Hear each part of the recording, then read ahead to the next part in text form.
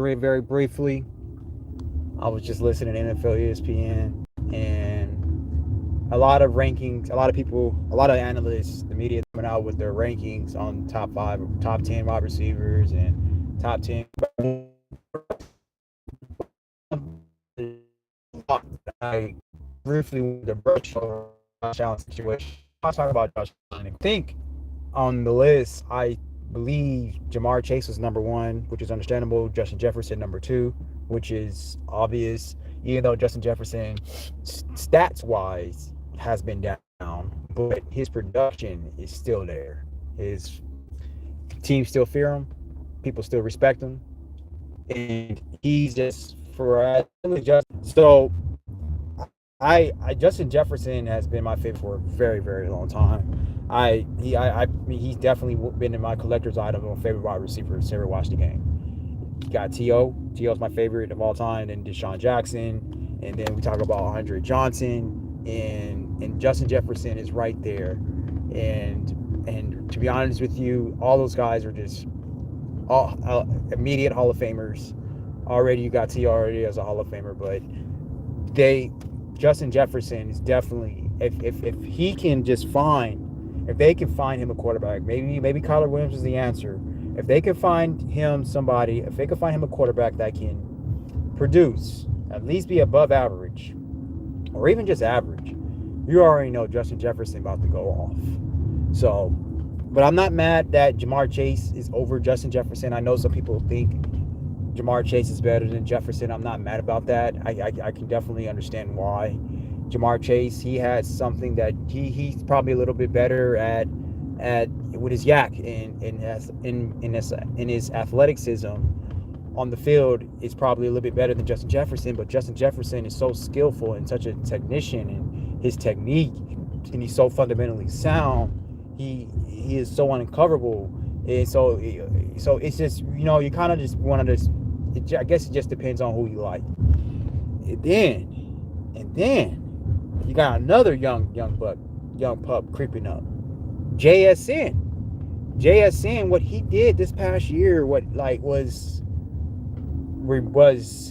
remarkable. I mean, you talk about production wise, you talk about how what he did this past year. I'm in the mountains, so I'm losing signal, so my fault, y'all. I'm in the hills. Hopefully I can get out of this real soon. But I probably should have waited till I got out of here to do soon. But I probably should have waited till I got out of here to do this video. Okay. Yeah, my fault, y'all. Okay. Yeah, my fault, y'all. About these hills. But if it's messed up, if it's staticky or whatever, I will watch it and see if it's really bad, and if it is, I'll redo the video. It's not a big deal. It's whatever. But I think we're good for right now. But Jackson Smith-Njigba, you can't get mad about.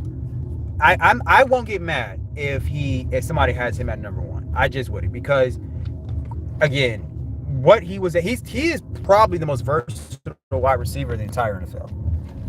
I mean, played a lot, and he died winning the outside the next year. He is probably, I will say that he is the most versatile wide receiver in the entire NFL. He is a super duper. His technique is through the charts. He is unguardable.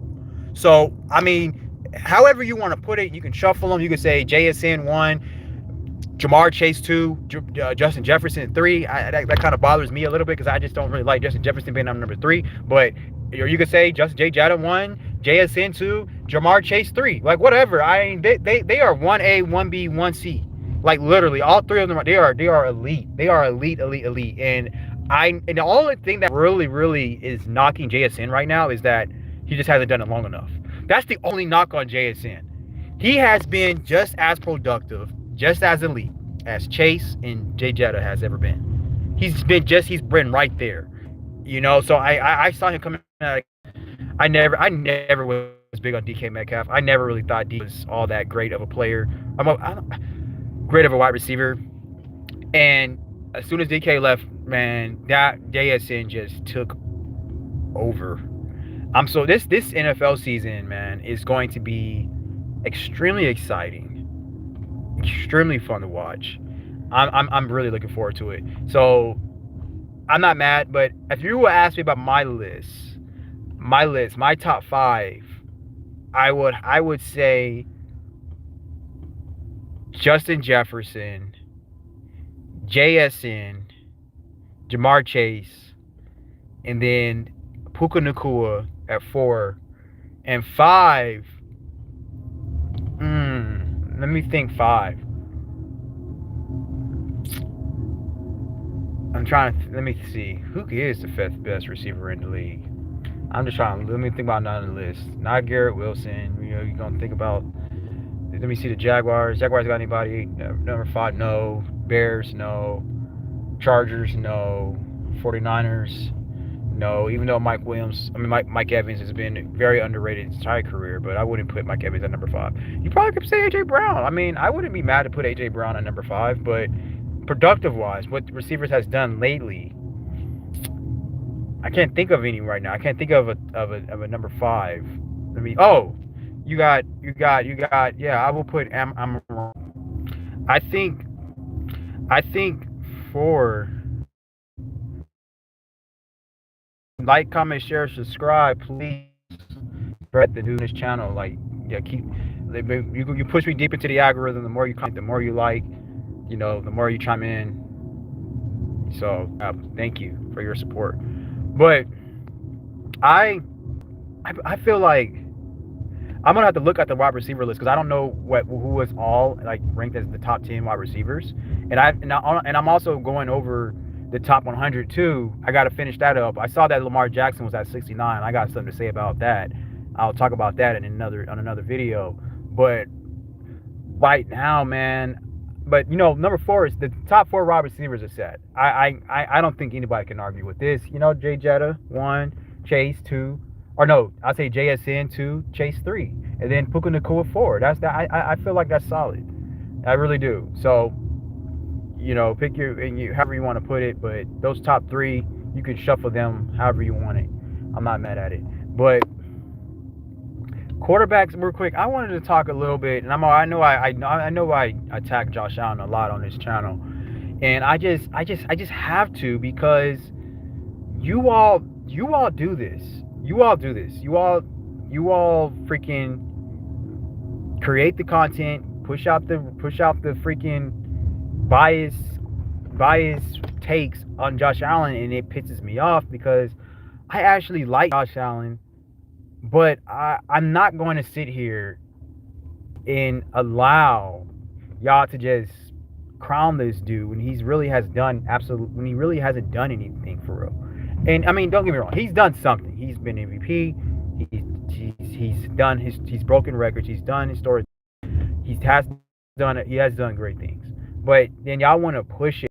I remember when Josh Allen was first drafted that they were already pushing this dude to be a great player. They were already pushing him to be this star like quarterback. Even when he was terrible, when he was garbage. And there was excuses then. And there's excuses now. And it's just, to me, it's just not fair when you criticize and knock other quarterbacks. You don't give them the benefit of the doubt, but it's always an excuse for Josh Allen. That is what infuriates me. That's what pisses me off to the extreme. And so I'm talking about Josh Allen again right now because, again, I'm listening to NFL ESPN, and then they come up with a lame ass excuse for him. So that's what I'm saying. So the more I'm gonna hear y'all come up with these stupid excuses for him, the more I'm just gonna make videos on about Josh Allen. There's so much other stuff. I wanted Josh Allen back when he was at Wyoming and he had basically nobody to throw to. Yeah, but okay, Patrick Mahomes doesn't throw to that much, and had anybody to throw to. Lamar Jackson never really had anybody to throw to. So, but the thing about it is, the thing that pisses me off with Josh Allen, and that I don't like when you guys do this, is that, yes, I'm not saying Josh Allen isn't great. I'm saying you guys overrate him. or did he play for a minute? I think he played for Nevada. No, I think it was Wyoming. I think you're right. I think it was Wyoming. I think it was Wyoming. Josh Allen played at Wyoming. You're right. I think you're right. But anyway, I'm not saying the dude is not a great player. I'm not even was clearly the reason why they lost. I literally did. And I watched the games when like he turned the ball over, and he was and he was just so careless and carefree about the football. I'm not, and that was the reason why sometimes they lost some of these playoff games. I'm not saying he was the reason why they lost all the playoff games, but he was the reason why they in this last playoff game. I'm telling you right now, y'all can argue with me all you want. He was the reason why they lost that playoff game. He was. So, however you want to put it, however you want to say it, but I saw him was very careless with the football, and I'm not letting him slide on that. And I'm not going to blame his team for them losing, where he was the one where when he made mistakes to turn the ball over. That was him. It was, you know what I'm saying? Nobody else. It wasn't a receiver dropping the ball. It wasn't a running back fumbling the ball. It was Josh Allen being careless of the football, loafing, like carrying around like it was a loaf of bread or whatever, and then he fumbled. He turned the ball over, and he does that a lot. How can you? You can't. He really cannot be trusted. He really can't, because the thing about it is that when the game is on the line, and say you're playing against a tough team, tough defense, I promise you,